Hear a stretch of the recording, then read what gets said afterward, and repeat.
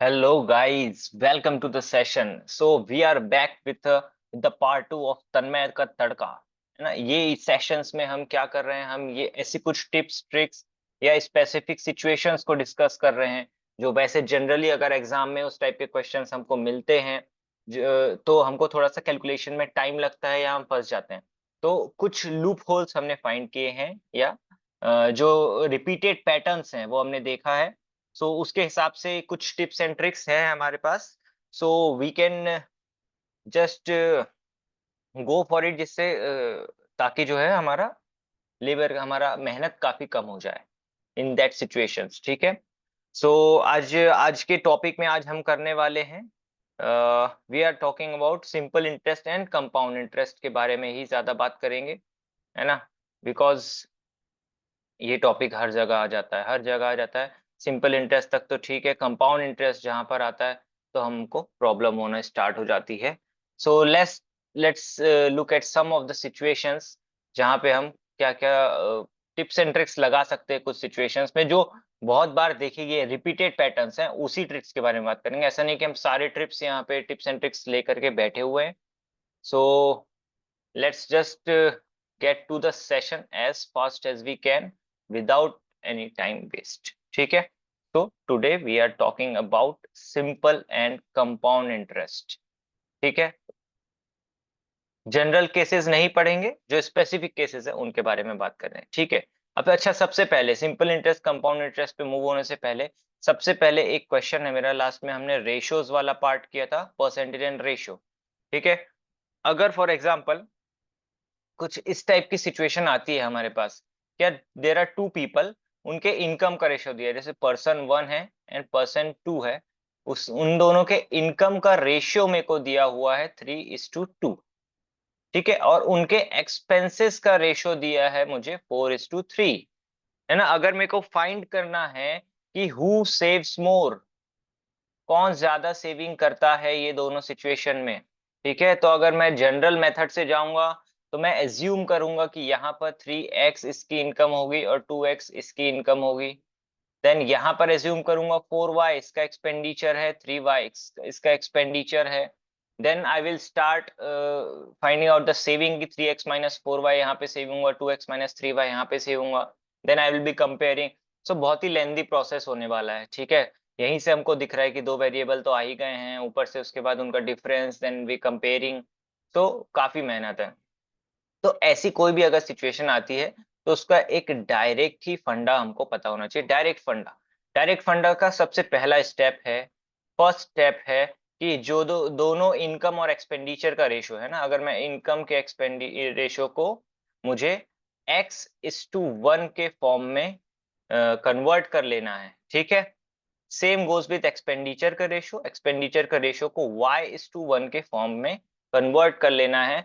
Then मैं next step बताता हूं, पहले साथ साथ में हम ये समझते जाते हैं कि ये क्या है ना। इसका मतलब है इनकम का रेशियो मेरे पास है अभी 3:2, मुझे x:1 के फॉर्म में कन्वर्ट करना है, यहाँ पे 1 चाहिए। मैंने 2 से डिवाइड किया रेशियो को तो मेरे को मिला 3/2:1। 3/2 मतलब 1.5:1 का रेशियो मिल गया मेरे को इस फॉर्म में जब मैंने कन्वर्ट किया। तो मैं इसको यहाँ पे लिख लेता हूँ साइड में थोड़ा अच्छे से। Let me get a razor. ये रहा। ठीक है। तो अब मैं यहाँ पे लिख लेता हूँ, देन आई विल एक्सप्लेन। मैंने फर्स्ट इनकम के रेशियोज को कन्वर्ट कर लिया है। आई हैव 1.5:1, सॉरी, ये रहा। सो 1.5:1, ये हमारा इनकम का रेशियो आ गया। नेक्स्ट स्टेप, मुझे जो एक्सपेंडिचर का रेशियो है उसको भी y:1 के फॉर्म में करना है। तो मैं 3 से डिवाइड करूंगा, 4/3:1। 4/3 मतलब कितना होता है यार? 4/3 इट इज 1.33। सो रेशियो आया 1.33:1। बस मेरा हो गया आधे से ज्यादा काम कंप्लीट। अब मेरे को बस इसको एनालाइज करना है कि अगर x ग्रेटर देन y आ रहा है ना। If x is greater than y, then मैं सीधे से बोल सकता हूँ कि जो फर्स्ट पर्सन है, पर्सन 1 सेव्स मोर। ठीक है। अगर x लेस देन y आ रहा है, then this is a case जहां पर हम डिटरमाइन नहीं कर सकते कि कौन ज्यादा सेव कर रहा होगा, कुछ भी हो सकता है। ठीक है, तो ये दो सिचुएशंस हैं अगर हमको फाइंड करना है कि यार कौन ज्यादा सेव कर रहा है। सिर्फ इतनी इंफॉर्मेशन से आप ये प्रोसेस से भी करोगे, अगर ये वाला सिचुएशन मिल रहा है, मतलब एक सिचुएशन ऐसा आएगा जहाँ पे आप डिटरमाइन नहीं कर पाओगे कि कौन ज्यादा करे, तो वो सिचुएशन यहाँ से मिलेगा। और इस केस में बात करें तो मेरे को दिख रहा है कि x ग्रेटर देन y है, दैट इज 1.5 ग्रेटर देन 1.33, मेरे को दिख रहा है क्लियरली। तो मेरे को पता चल गया कि यार पर्सन वन सेव्स मोर। ठीक है, सो दिस इज यही बताना चाह रहा था मैं कि अगर इस टाइप का सिचुएशन कहीं पर भी हमको देखने को मिलता है इन बिटवीन क्वेश्चंस और डायरेक्टली क्वेश्चंस, तो हम डायरेक्टली ये चीज को अप्लाई कर सकते हैं। First step, convert the ratios in this forms, then compare, that's it. ठीक है, let's move to the next one, जो कंपाउंड इंटरेस्ट की बात कर रहे थे हम। ठीक है, simple interest and compound interest. Let's see, पहले थोड़ा सा एक बार देख लेते कि क्या है। Simple interest is the interest on principal. ठीक है, जो इनिशियल प्रिंसिपल अमाउंट रहा है उसी पे हमेशा इंटरेस्ट लगता है सिंपल इंटरेस्ट के केस में, और एडिटिव इन नेचर है। मतलब इसका मतलब है अगर पहले साल में 10% या तो मान लो 100 रुपीज का इंटरेस्ट मिल रहा है, तो हर साल 100 ही मिलता जाएगा, 3 साल में 300 मिल जाएगा, सारे इंटरेस्ट डायरेक्टली ऐड होते जाएंगे, सेम रहेंगे और ऐड हो जाएंगे। ठीक है, सिंपल केस है। सेकेंड, जब कंपाउंड इंटरेस्ट की बात आती है तो इस ये होता है इंटरेस्ट ऑन प्रिंसिपल तो होता ही है, प्लस इंटरेस्ट ऑन इंटरेस्ट। ठीक है, तो जो हमको इंटरेस्ट मिलता है फर्स्ट ईयर में देखो S I and C I will be the same. First year अगर कंपाउंडिंग ईयरली हो रही है तो फर्स्ट ईयर में simple interest and compound interest are the same, equal. Second year में जब पहली बार हमको इंटरेस्ट मिल जाता है तो सिंपल इंटरेस्ट में उस पर इंटरेस्ट नहीं मिलता, बट कंपाउंड इंटरेस्ट में जो इंटरेस्ट मिला है उस पे भी सेम रेट से इंटरेस्ट हमको अर्न होता है। ठीक है, जैसा कि हमने देखा amount of one time period acts as principal for the next year, कि अगर हम एक साल की बात कर रहे हैं, एक साल में कंपाउंडिंग हो रही है, तो एक साल बाद जो हमारा अमाउंट बन जाएगा, अमाउंट क्या होता है, प्रिंसिपल प्लस इंटरेस्ट, वो अमाउंट ही हमारा उसके नेक्स्ट ईयर के लिए प्रिंसिपल की तरह एक्ट करेगा। ठीक है, इस केस में मल्टीप्लीकेशन फैक्टर हर साल सेम रहता है कि अगर मान लो 15% का इंटरेस्ट है for compounding, every year the multiplication factor will be 1.15, this is multiplicative in nature.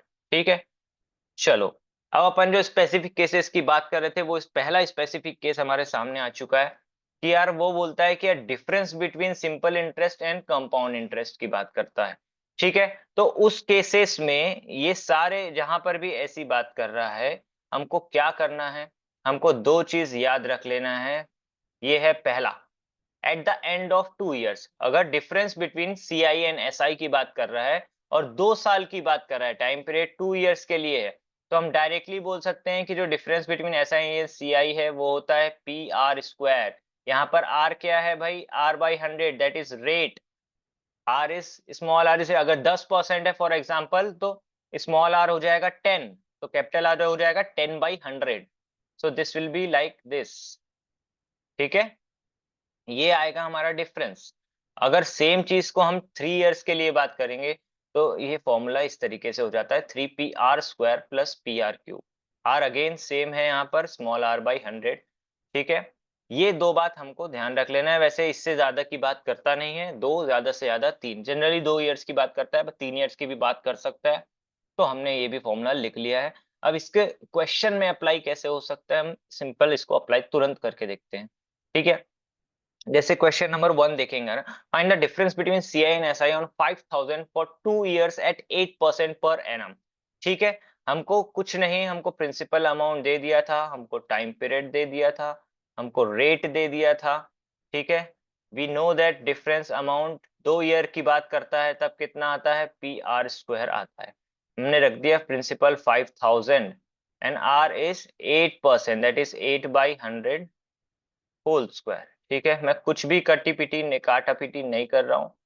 64 over 1 2 3 4, 3 0 यहाँ से कट गए, 5 से 2 टाइम्स, 2 से 32। So the difference came out to be 32 rupees. क्या टाइम लगा, क्या कोई प्रॉब्लम हुई, कुछ भी नहीं। ठीक है, कुछ नहीं सोचना है, जस्ट अप्लाइड, बस ध्यान रखना है 2 ईयर की बात कर रहा है, सिंपल इंटरेस्ट और कंपाउंड इंटरेस्ट के डिफरेंस की बात कर रहा है, ठीक है। Let's check out the second one. इसमें बोल रहा है ऑन अ सर्टेन प्रिंसिपल, यहाँ पर प्रिंसिपल नहीं बताया। The difference between CI and SI for 3 years at 5% per annum is 244, find the principal. Same है, हमको प्रिंसिपल निकालना है, हमारे पास फॉर्मूला होता है डिफरेंस इज इक्वल टू, ये भी ये 3 years की बात कर रहा है ना, यहाँ पे नोट करना है। तो 3 years के लिए हमारा फॉर्मूला क्या होता है, let's go back and look at it, 3PR² plus PR cube, 3PR² plus PR cube, this is the formula, ठीक है, फॉर 3 years। यहाँ पर हमको डिफरेंस दे करके रखा है, मैंने डिफरेंस रख दिया 244 दिया है, 3PR² और PR क्यूब। यहाँ पर मेरे को PR² कॉमन निकलता हुआ दिख भी रहा है, तो 3 plus R will be the remaining, है ना। मैं यहाँ पर रख देता हूँ PR², R मतलब small r by 100, rate by 100, 5/100, so this is 5/100 whole square, 3 plus 5/100, बस कुछ नहीं किया, वैल्यूज को पुट अप किया है, ठीक है। थोड़ा सा सॉल्व करते हैं। Principal 5/100 will be 1/20, 1/20 whole square is 1/400, and this comes out to be, this is 1/20, so 61/20, ठीक है, ये भी हो जाएगा। अब क्या करना है, यहाँ से 61 से आई थिंक 4 टाइम्स है ये, 6 4 24, यस, ठीक है। तो प्रिंसिपल मेरा कितना आ गया, 400 इंटू 20 इज 8000, 8000 इंटू 4 इज 32,000, मुझे मिल गया अपना प्रिंसिपल, कुछ नहीं करना पड़ा, ठीक है, कोई और कोई असेम्पशन नहीं, कुछ भी नहीं, डायरेक्टली, ठीक। Next, next is very important, very very important. यहाँ पर कई लोग अटकते हैं, जिनके वो बोलते हैं कि हमारे पास कैलकुलेटर नहीं है, हम कैसे कैलकुलेट करें इस पार्ट में, ठीक है। कि ये कौन सा टाइप है, ये टाइप है ऐसा कि ये बोलता है कि यार एट कंपाउंड इंटरेस्ट, है ना, कंपाउंड इंटरेस्ट की बात है, at certain rate of compound interest amount principal doubles in something years, in 4 years, doubles in 3 years, something like that, ठीक है। अमाउंट डबल हो जाता है प्रिंसिपल से कुछ टाइम पर, है ना। कंपाउंड इंटरेस्ट के केस में हमको बताना होता है रेट या तो टाइम, ठीक है। तो हम क्या कर सकते हैं कि इसका इसके क्वेश्चन के थ्रू ज्यादा देखेंगे तो ज्यादा अच्छे से समझ आएगा। Right now what you can do is right this formula, I will explain this formula and it's use using questions, ठीक है। आप पहले समझ जाओ कि अगर रेट ऑफ इंटरेस्ट 4 से 24 के बीच में है ना, अगर हमको पता है तो बहुत अच्छी बात है, 4 से 24 के बीच में है तो ये फॉर्मूला बहुत अच्छे से अप्लाई हो सकता है। अगर इस रेंज के बाहर है तो थोड़ी सी प्रॉब्लम हो सकती है, थोड़ा सा इनएक्यूरेट रिजल्ट आ सकता है, ठीक है। बट जनरली जो केस होता है वो यहाँ इसी रेंज में ही रहता है, so you can definitely use this and check, ठीक है। ये क्या बोल रहा है, ये एन क्या है यहाँ पर, टाइम पीरियड, कितने टाइम पे वो डबल या ट्रिपल, जो भी डबल की बात कर रहा है वो हो रहा है। And R is the rate of interest, small R rate of interest है हमारे पास, ये ध्यान रखना है। अब ये दोनों फॉर्मूला एक ही है, अगर हमको ऑप्शंस, अब हमको यूज कैसे करना है, अगर हमारा ये वाला जो फॉर्मूला है ये थोड़ा सा अप्रोक्सीमेट रिजल्ट देता है, हमको एग्जैक्ट रिजल्ट नहीं देता है, बट बहुत क्विक है, 72/R, वेरी क्विक। थोड़ा सा ये वाला कैलकुलेटिव वाला है, but it gives more accurate results अगर हमारे ऑप्शंस ऑप्शंस ज्यादा क्लोज हैं, है ना, पास पास है, ज्यादा डिफरेंस नहीं है, then we should go with this second formula. अगर ऑप्शंस में बहुत डिफरेंस है, एक 10 है, एक 20 है, एक 15 है, then we should go with first one, ठीक है। देखते हैं अप्लाई कैसे होता है। फॉर एग्जाम्पल, ये है हमारा question, in how many years will 5,000 rupees become 10,000 at 10% compound interest per annum. अब हमको, अगर मैं फॉर्मूला से लगाना स्टार्ट करता हूँ, पहले जो हमको फॉर्मूला बताए, let's check it out. Amount है, प्रिंसिपल है 1+R/100 की पावर T है ना। अमाउंट हमको चाहिए कि 10,000 हो जाए, प्रिंसिपल हमारा 5,000 है, एंड 1 प्लस रेट हमको 10% दिया हुआ है, टाइम हमको निकालना है, ठीक है। 10,000/5,000 करूंगा, मुझे 2 मिलेगा। 1 प्लस 1/10 इज 11/10, या तो इसको मैं बोल सकता हूँ 1.1 raise to the power t is equal to 2। तो हमको ये t निकालना है। अब यहाँ पर हम जनरली अटक जाते हैं, है ना, हमारे पास कैलकुलेटर है तो हम बार बार 1.1 को मल्टीप्लाई कर भी लेते हैं कभी कभी, कि 2 कब पहुंच जाएगा हमको ये पता करना होता है। ठीक, ये वाली सिचुएशन में आने के लिए अगर कैलकुलेटर नहीं भी है या है भी तो हमको ये वाला फॉर्मूला यूज करना है। ठीक है, अब यहाँ पर मैं पहले अब देखता हूँ कि यार ऑप्शंस हैं 5 6 7 8, ठीक है कोई दिक्कत नहीं। मैं पहला वाला यूज करता हूँ, मेरे को रेट इस रेंज में है, 10% का रेट ऑफ इंटरेस्ट है, इस रेंज में है बिल्कुल। I will just try to use a first formula. First formula बोल रहा है N is equal to 72/r। इसका मतलब है कि n जितने टाइम में ये होना चाह रहा है ये कितना हो जाएगा, n is equal to 72/r is 10। तो यहाँ पे आ जाएगा सिंपली 7.2। सो 7.2 ईयर्स में ये जो है इस रेट पर डबल हो जाएगा। ठीक है, बट हमारे पास ऑप्शन तो 7 है और 8 है। मैं क्या करूंगा मार्क, मैं मार्क करूंगा 8। क्यों? क्योंकि 7 ईयर्स तक तो डबल नहीं हुआ था ना, हमको डबल या उससे ऊपर चाहिए ना, बेसिकली डबल ही चाहिए। तो डबल अगर मैं ईयरली देख रहा हूँ तो मेरा 7th ईयर में अगर देखूंगा तो मेरा डबल नहीं हुआ रहेगा, 10,000 से कम रहेगा। बट 8 ईयर 7th ईयर के एंड में 8th ईयर में देखूंगा मैं तो मेरा अमाउंट डबल हो चुका होगा। ठीक है, so that's why I will mark option C, 8 years. ठीक है, ये है मेरे पास। ठीक है, अगर मेरे को और एक्यूरेट रिजल्ट चाहिए था, वैसे यहाँ पर नहीं चाहिए था क्योंकि 7 था और 8 था, मेरे को मिल गया यार 8 आना चाहिए। अगर वो कुछ ऑप्शन में 7.2 7.5 ऐसा कुछ कुछ ऑप्शन दिया होता है ना जनरली, तो मैं सेकंड वाला फॉर्मूला यूज करता जो बोलता है 0.69 नहीं बोलता है, वो 69 बोलता है। सेकेंड फॉर्मूला हमसे बोल रहा है कि 69/r प्लस 0.35 कर लो आप। r अगर 10 रख दिया मैंने तो 6.9 हो जाएगा प्लस 0.35, तो ये भी कितना आ जाएगा यार, 7.25। तो एक्यूरेट बात करेंगे तो 7.25 आएगा, अप्रोक्सीमेट हमारे पास 7.2 आ गया। नो इश्यूज, हमको ये वाला प्रोसेस पूरा कुछ भी नहीं करना है, कुछ भी मत करो, अमाउंट मत रखो, ये प्रिंसिपल मत रखो, कुछ मत रखो, जस्ट गो विथ सिर्फ रेट ऑफ इंटरेस्ट और टाइम में बात कर रहे हैं। एक और क्वेश्चन देखते हैं, यहाँ पर पूछ रहा है at what rate percent per annum will 8,000 become 16,000 in 3 years under compound interest compounded annually. ठीक है, अब यहाँ पर 8,000 को 16,000 बनाना है, वही बात चल रही है, डबल करना है हमको। ठीक है, इन 3 इयर्स, तो टाइम हमको 3 इयर्स दिया है, हमको रेट ऑफ इंटरेस्ट पूछा है इसमें। ठीक है, अब लेकिन ऑप्शन में जाके देख रहे मैंने, मेरे पास 24 है, मेरे पास 25 है, मेरे पास 26 है, मेरे पास 27 है। ठीक है, अब ये सारे रेट देखे सब आसपास थे। हम पहले पहला वाला फॉर्मूला लगा के स्टार्ट करते हैं जो बोल रहा है n इक्वल टू 72/r। मेरे को अब n चाहिए, मेरे पास मेरे को r चाहिए, n है मेरे पास 3। सो इस वाले सिचुएशन से मैंने r निकाला तो 72/3 मैं करूंगा तो मेरे पास आ जाएगा 24%। ठीक है, बट बट अगर इस सिचुएशन में है हम कि ऑप्शन सारे क्लोज है, ठीक है, तो हमको ध्यान रखना है जब हमसे रेट पूछता है तब हमको ज्यादा एक्यूरेट रिजल्ट चाहिए होता है। So let's try to go more accurate. अगर मैं सेकेंड वाला फॉर्मूला यूज करता 69/r प्लस 0.35, ठीक है, यहाँ पर मैंने n रख दिया 3, तो मुझे मिला 69/r is equal to 2.65। r मुझे मिल जाएगा 69/2.65।